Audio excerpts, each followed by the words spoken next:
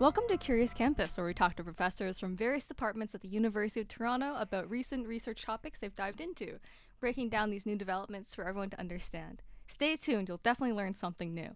I'm Cynthia, and today we're here with Professor Douglas. Douglas Eacho is an assistant professor at the Center for Drama, Theatre, and Performance Studies here at the University of Toronto.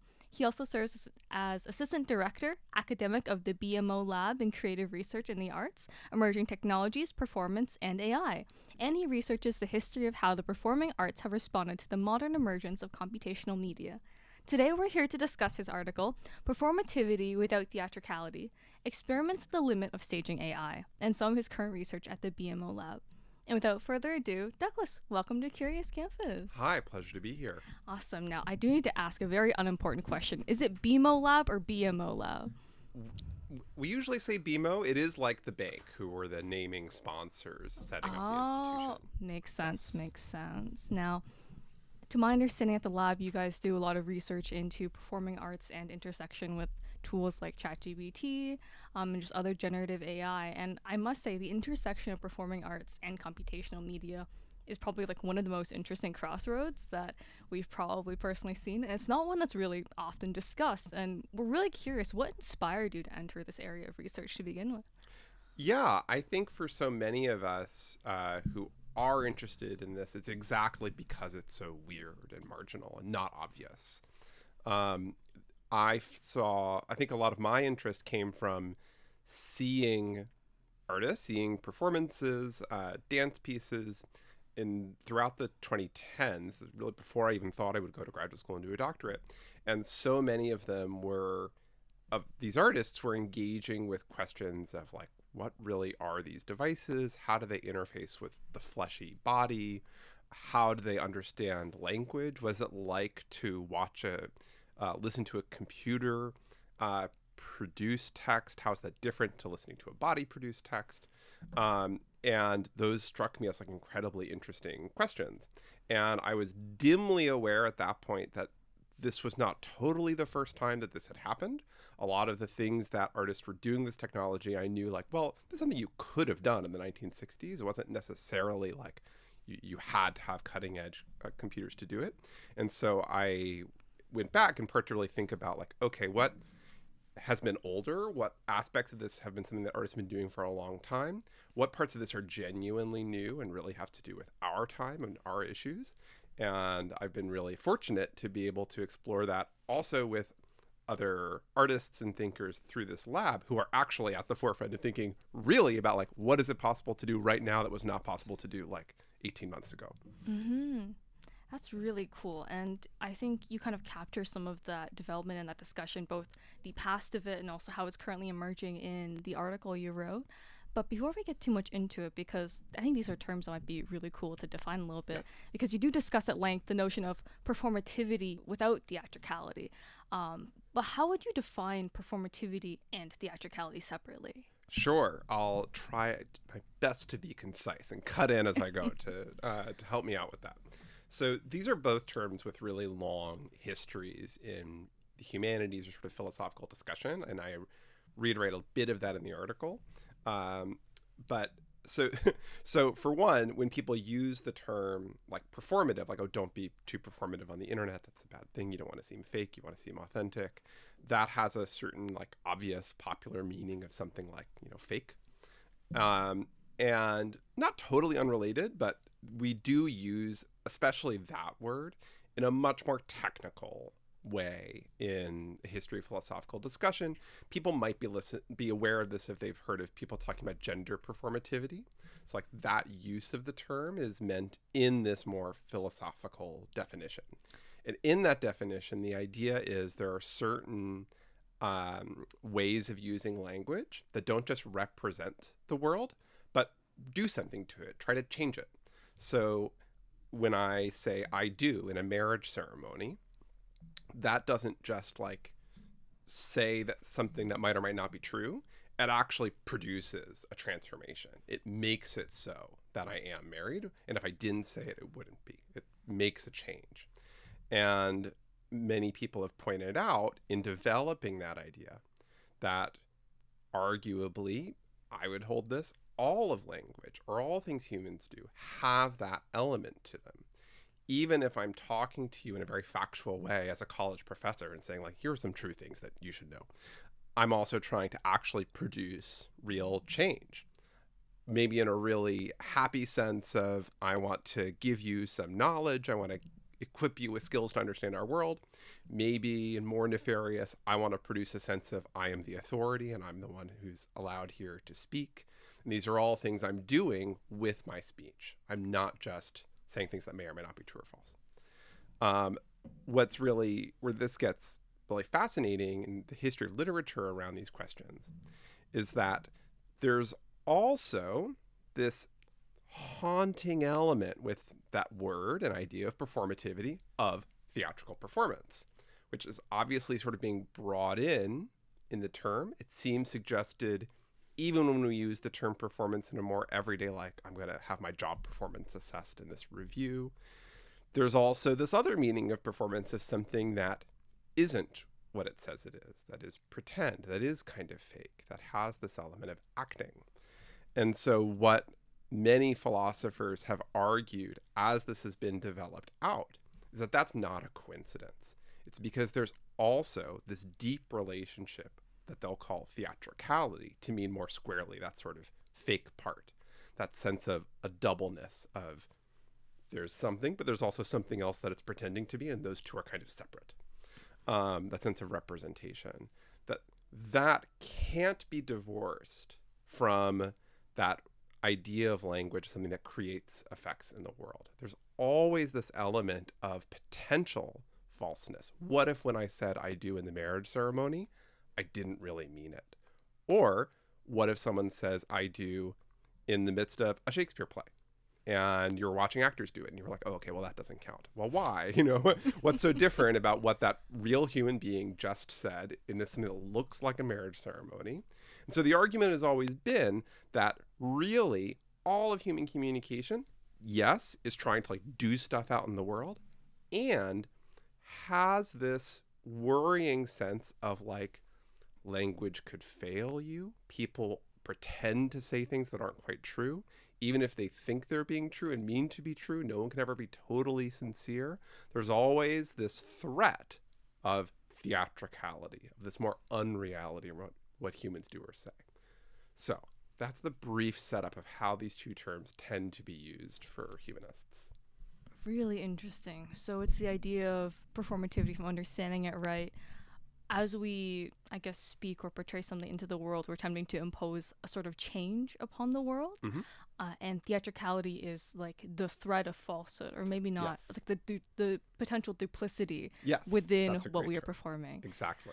Very interesting. And this kind of leads me into like my next question for you, because in your article, there was one line that really stood out to me that I feel very well written. I think you write, performativity without theatricality, impossible, monstrous, paradoxical, abstract, and for us, very real. Do you mind explaining a little bit what you meant by this in terms of your article? Right. So as I said, the main argument that people have made for decades is like, okay, if you have performativity, you also have this theatricality. If you have theatricality, this duplicity, you also have this performativity. We're trying to change something in the world. They go together. And I think, and I build off some other scholars who have made some points that I think sort of orient in this direction, that computers have this very unique position of being performative but not being theatrical. That computers, they are information processing machines, right? If you mentioned that you yourself are in computer science, you interface with text, right? You're using a keyboard, you're using language. Code is a textual linguistic kind of thing. So it sure is language, and it sure does produce changes in the world. It does all the things that your software does. But I think where it's different than the way humans use language is exactly in the sense that it doesn't have that sort of theatrical duplicity that all of us feel threatened by when we talk and communicate with each other, to ourselves or from each other. there's this way in which a computer can't lie to you, right? Like even when it's wrong, there's something honest about the way that it's wrong. Very much so. Whereas a human, even when they're really, really earnest, you're always like, yeah, but kind of could be lying. And I think that those terms really help us think about that sense of what is it that's different about how computers interact with the world, how they use language and cultural forces and images to do that, and the way what we humans are doing with language and images. Very cool. That does remind me of a saying that I hear often in computer science where it's like the great thing about computers is that they'll do exactly what you tell to do. And the worst thing about computers is that they'll do exactly what you tell them Exactly. to do. And I think that's part of what makes dealing with computers in our society something that we really need some new language and ideas to think about, that they're not directly analogous to people, just in this way that they do precisely what they are told always. There's no threat of that failure or lie in them in the way that we're very used to as not a problem in our social life with each other, but honestly like a precondition of how we understand what it is to be with each other. Very true, very true. And with this understanding of computers being performative without being theatrical per se, how does that kind of relate or impact sort of the use of generative AI and artificial intelligence within or combining with stage performances and live performances? Right. So my argument here, and I have some experience through this lab of seeing some of these experiments actually come together in a more workshop way, and in seeing polished pieces by artists who are doing this kind of experimentation, is that this is it's a very frictive relationship, that people are bringing this technology into the theater, not because it belongs there naturally. On the contrary, because it's a really awkward fit. That awkward fit is where a lot of art lives. So many artists across any kind of media are looking for, what are some ideas or images or textures that are not normally brought together. They're not normally brought together for a reason, and I'm going to try to see, okay, what's that about? What's going on there? But it is a kind of antagonistic process, and I think that that's a helpful frame for thinking about how theater and this technology is coming together. So in some sense, it is like the more common idea of, okay, there's human-centered art, and then there's these like cold, inhuman machines. But I really wanted to try to take that popular impulse and think more precisely about like, okay, I do think that's picking up on something that's real, but we can be a little more definite about what actually is the difference here, what isn't, that doesn't quite fit. And I think it's this way that computers don't lie that makes them really unusual to have in the theater. Yeah, that kind of reminds me of another part of your article where I think later on you write at some point that when we are combining AI and live theater, one is struck not with the animacy of automatic productivity, but by the skilled labor of the actor, and that there's, as you kind of mentioned before, this theatrical gap between like machine and man that really can captivate an audience. With that in mind, what kind of implications do you think, like, if we continue on a current trajectory of incorporating more AI, generative AI, into live performance, what implications do you think that might have on the future of like theatrical performance? And would you go so far as to argue that this is perhaps a beneficial development for all people involved, or is there more nuance we should delve into there as we progress? Okay, these are big questions. Of course, take your time with so we may have to break it up, but I'll say that I don't necessarily think of this as like, because there's not an obvious way to like use AI in performance, right? Like it's not like we're talking about like photo retouching, where it's very clear, like we've already been using machine learning for that task for the last 12 years. Newer developments in AI research will allow some of that to be more aggressive and an available way. We have a clear idea of basically what that's going to look like, right? No one has any kind of case for that in the case of theatrical performance. And I really can't imagine in any near future people using this technology in a way that's hidden from an audience. That's not like the point of the piece, right? Mm. That's where you really would see a step to a very different set of circumstances. But that's hard for me to really imagine. Every instance I know of where this technology or its predecessors have been used by performing artists, it's been what the piece is about. And in that area, I think theater is a really powerful tool for generating public understanding, even if it's critical understanding of what this technology is, precisely because it's an awkward fit. So you start to think more deeply about, like, okay, what is it exactly that computation in general, or especially neural net generative AI, like what is this stuff? Because it's in an environment that's sort of shedding some contrast in it. Mm. Um, and so that helps us see it more clearly. As for thinking about, AI and the arts and the future of the arts more generally, I always try to caution students into always assuming that if we're talking about some digital technology, especially with AI, then that means that we're talking to each other about the future. Because if you have a debate about the future, it's really hard to have a good debate about it because everyone thinks they're right. No one can prove each other wrong. Like, we don't know.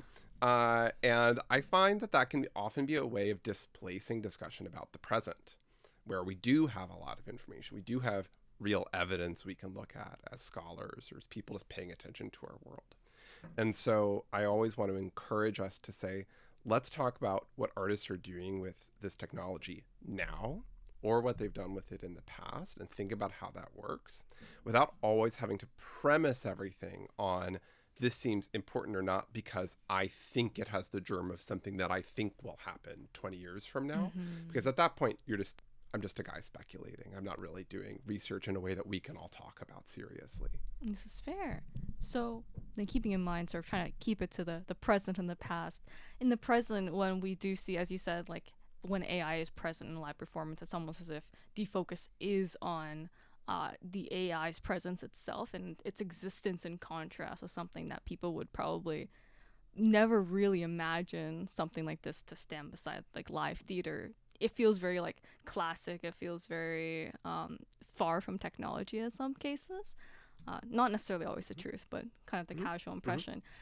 It kind of it kind of almost to me sounds like a new type of performance, like an entirely new category aside from everything that's purpose is to drive the public opinion and outlook of AI. Would that be correct to say, you think? I don't think that'd be correct, I but I think see. some of that is because for so many of us, especially in North America, we have limited exposure to a lot of what theater and dance are, what they do, and what they have done for decades. So there are long histories, for example, of plays and dances being put together with devices of randomization. Mm-hmm. Particularly in dance, there's a whole 20th century history of dances being composed with chance devices, with dice, even with computers back in the 1960s, that were basically rolling dice, but lots of them at greater scale. And that starts to give us some template, right, for thinking about what is it if your choreography is written by contemporary AI computing? What is it if your script is brought together from a generative AI system? There are important differences, too, in how this technology works. It's not just scrambling a bunch of things up and rolling some dice in the background. Mm-hmm. There's more to it. But it gives us a bit of a bedrock. And I think for the artists using this, they are very aware of that tradition and that legacy when they're working. Mm-hmm. However, for audiences, one of the weird things about theater is, like, unless you're a very weird nerd becoming a theater studies scholar, people don't like, it's a form that doesn't preserve its own history because it's live and it's ephemeral. I can't just log into some online platform and see all of the great old performances. They're gone.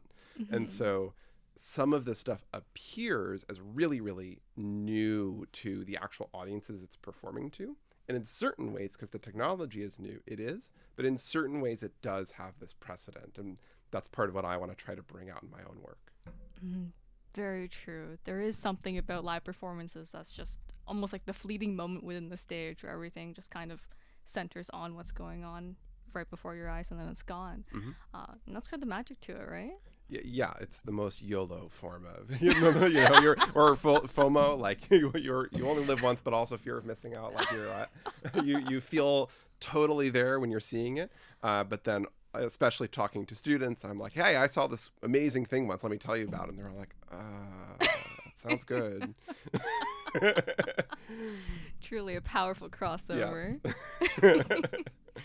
uh, kind of, I would try to connect this to what we were saying first because I feel like I could. However, I don't want to make an assumption on what this term means. So Mhm. to just try to bring us a little bit back to the article, you do bring up another interesting term called metaphysical performativity.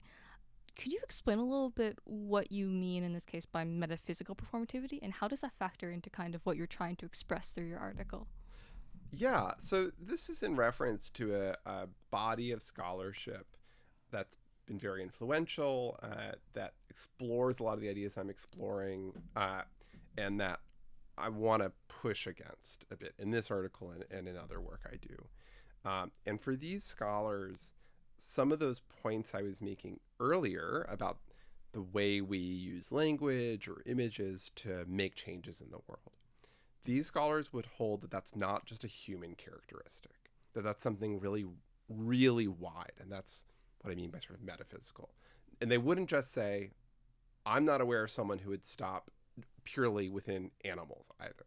So people will extend this argument across like quantum physics. There's a whole book that makes exactly that case.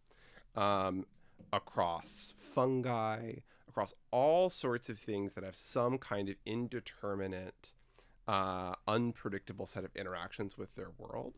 And so these kind of philosophical points that we started developing talking about language, like the marriage ceremony, these are things that are just true of all reality. So it's a very philosophical, Oh, I out there see. sort of point. And I do want to uh, claw some of that back to say, like, in part, just as scholars, I think that some of these analytic ideas start to lose any kind of utility once they apply to everything. That, like, yes, I can see what people are saying about a similarity, but we also need to start to note that things like human culture and society and how we understand each other, and maybe that does extend to certain other animals. That's past my expertise. But some of the sort of social aspects of communication are, I think, pretty importantly different from what we mean by communication between, electric nodes, or between certain cellular organisms. And maybe this is just me defensively holding on to what the humanities are about, but I do think we can make a case for restricting some of that sense of, does it matter whether or not you're lying? That's a question that makes sense talking about humans, maybe makes sense talking about certain animal societies and communications. I think stops making sense when you're talking about quantum physics. Uh, but as I note, there's a body of literature that disagrees with that. I see. That's really fascinating. Like the idea of potentially it being attributed to things as hard to, I suppose, quantify in your brain, like quantum physics. Mm-hmm. And I would agree, like, at least from my not as well read perspective, that there does feel like something unique to the human experience, the human act of communicating to one another and performativity Yeah. that I think you could say is just. You've got to read the quantum physics. It's so good. I Oh, mean, like, I don't think it's right, but like, it's amazing stuff to engage with and think about. Like, what if we really expand these limits of how we imagined ourselves? I do think that's wrong, but it's amazing stuff to get into. do you know what the title of that book might be? Yeah, it's Karen Barad's Meeting the Universe Halfway. Meeting the Unit. A Yeah, powerful that's a title. poll, so I'd have to Google to double check, but I'm pretty confident that's the title of the book. Sounds good. We'll probably take a look at it after this. That sounds really interesting. My brain might explode reading it, but Yeah, it'll be a good yeah. read. All right. Continuing on a little bit, though, this may not have been like a main focus of your article, but it was something I think was interesting to potentially touch upon because as you were talking about how you use AI, generative AI, in the lab, the Hmm. BMO Lab, Hmm. You also mentioned that there is a problem, a commercial problem specifically, with imagining AI as a live performer. And because you cite how these models are constructed by firms who intend for users to stay tethered to their own servers and computers. Would you mind elaborating on what you meant by this point? Yeah, so I think this is a really this is an important framework for thinking about maybe what the future of AI holds, just by looking to what some of the interests are of the companies that are putting it out there. So it's really, really common in popular imagination, mostly because of science fiction, to think about AI through this narrative of automation and replacement. Like, oh, it's going to replace me at work. It's going to push us out of these roles. Uh, I think if we look to, say, Microsoft and how Microsoft generally makes money and what their business models have been in the past, why would they make such a huge investment in AI as they have? We can see that, like, what Microsoft wants to do, at least in the past, has not been to replace any kind of work task or any worker, but rather insert itself into the work process. So it wants you to rely on needing a Microsoft product, whether that's Office or Outlook, because I'm required to use Outlook by the University of Toronto, my employer, or running stuff off their cloud services. You don't really have a choice when you're using almost all Microsoft products. Something about your arrangement of employment means that you need to interact with this tool. What they would love ChatGPT and other kind of text generating AI to be is exactly like that. Sort of similar to the way that most people now can't spell very well without spell check.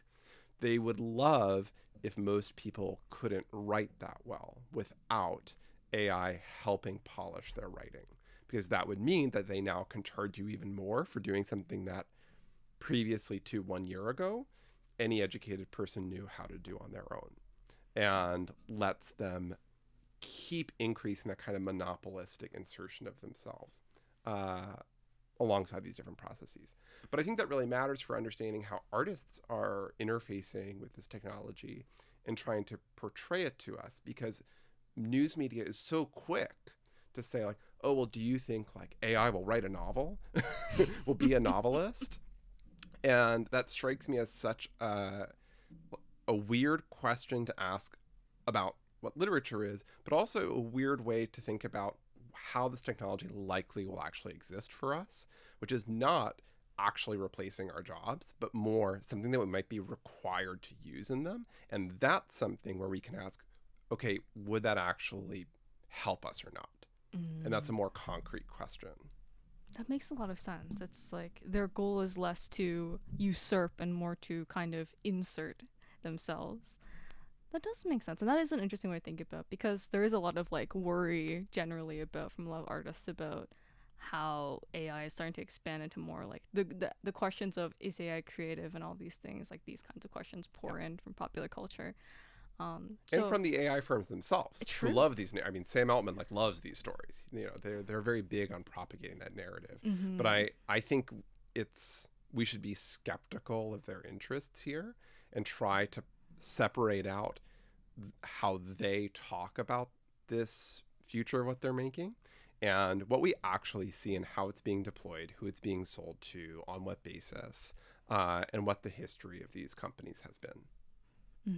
Very interesting. And continue to speak a little bit on seeing how AI can kind of work with instead of replace current creative work. You do work with the U of T's BMO Lab, and I hear, or I've read, that you guys are doing some really interesting things with ChatGPT-2 and Stable Diffusion. Would you like to talk a little bit about some of that work and how that's going? Yeah, so it's the GPT-2 is a bit more of the pace of academic publishing. So that's what I mentioned in the article, because that's what we were using in 2001. But the lab is led by David Rokeby, who's a longtime artist at the intersection, or sort of space between media arts and installation, live performance art. And he and a large group of workers and researchers have come together to try to solve some basic technical problems of trying to apply some of these new technical products into performance, as well as really try to think expansively about what those intersections could be. So with stuff like large language model text generation, so for example, we just the other day were experimenting with a model running in Llama, the Meta open source model. That's easy for David and our work studies to tinker with, where we were directing that model to, we would just like on the fly come up with very silly characters and start to see, okay, what if that model, it's not speaking to us through text to speech in a computer, but it's speaking to an actor who's wearing headphones, who's hearing that text input, and then has to like very quickly just like say it out loud. And they have an actor improvising with them who's speaking their text into a microphone. So that's feeding that text as a prompt back into the model, which will then have to generate text for the other actor to respond. So that produces some immediate technical problems because that's not how these models are meant to be used. So we have to do things to get them to run faster. We had to teach Llama about how to be interrupted, which it did not want to do. That was a considerable challenge. That problem's been fixed. And the great thing about being in a university is you have the expertise present to be able to solve those technical questions. And those can be really produce really fascinating things for those learning about these tools to try to not break them, but modify them in those unintended ways. And just some really interesting creative things. What is it to watch that kind of performance of two skilled performers, one of whom might be a skilled improviser, but they are working with one of the strangest and least creative improv partners they've ever worked with. And it also is a way, like, you start quickly finding some really instructive sense of what these models are really good at, what's really represented in their training data, and what's not, right? So if you ask them for a more kind of fantastical character, they have so much contemporary genre literature, so much fan fiction that like they can really run with that. We tried asking it to be 3 years old. There's not a lot of transcribed toddler talk on the internet. Understandable. And if it is there, it may not be labeled in a way that a language model knows how to produce it. And it was fascinatingly inept at being able to do something that most of us think of as like a basic, obvious human capability, which is how do toddlers speak? And it couldn't recreate it. And so having things in that kind of live performance context is a fascinating way to just like probe those contours of what these things are. We've also been doing work with image generation in performance. So similarly, that requires some technical tinkering of getting these image generators to go faster, to work in a live setting. But having it, we have the system now where a performer, when they're speaking, they're mic'd, and that language is being fed into a modified stable diffusion model that's sort of scrolling behind them, like a sort of rotating, imagine like a wallpaper just sort of moving horizontally across them behind the stage, sketching out its images based off of what they're saying. We've worked with a poet who's thinking of, okay, what kind of poetry works for that format, for example. Very interesting stuff. It all feels almost futuristic thinking about it. Just very, very cool thing. But it's here now, right? This is, this stuff is totally present. And the this is now what we're all kind of recognizing and thinking about socially. But to that extent, this stuff is here and does work.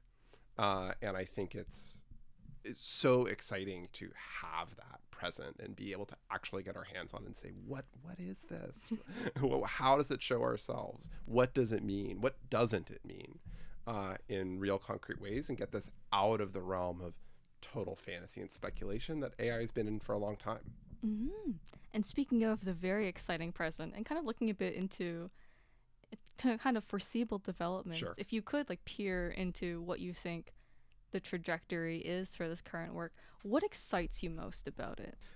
I think what excites me most is, especially when I talk about this material and these experiments with students, is that I think if you get outside of a totally like text-based in Silicon Valley, though even within those places and employees for those firms as well, I think our broader society is developing a really healthy critical skepticism towards the tech industry, towards the sort of journalist mouthpieces for the tech industry, and for what some of these products are for.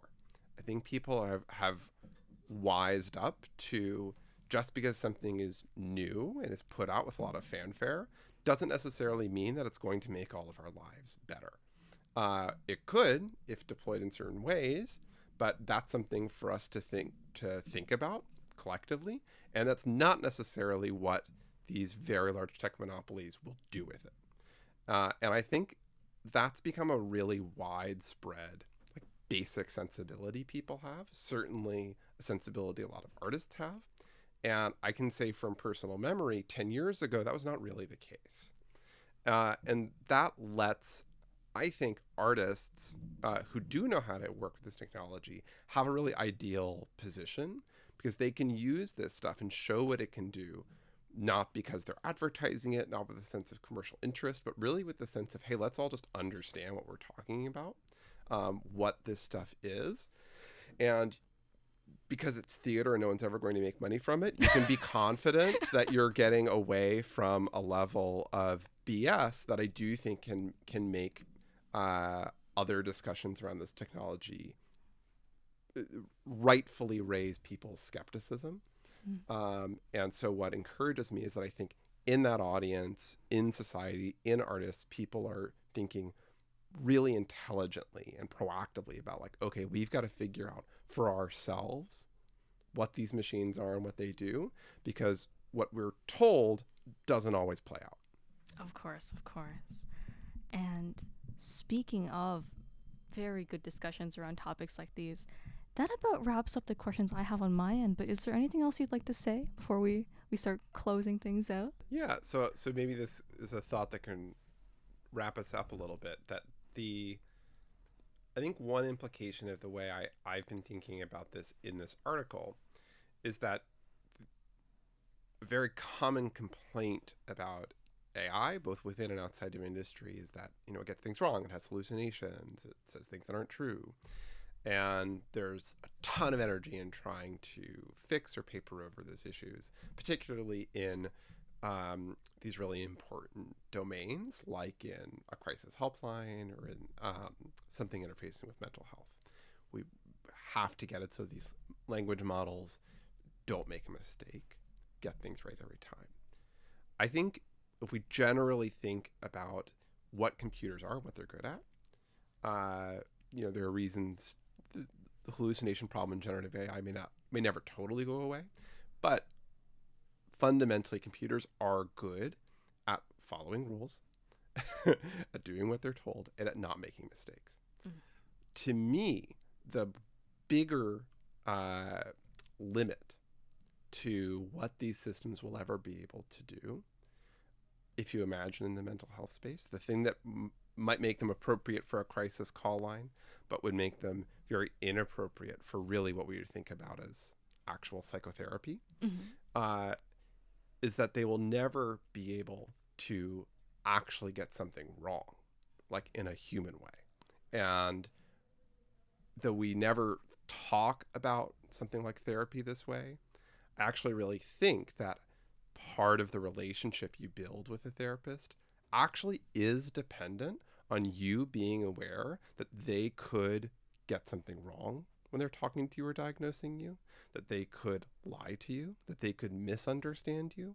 All of those are part of the process of you not just being told what to do, but also like feeling that friction and feeling like, no, I think they're wrong. I think what's actually going on for me is this. And that's part of the process of how you get better.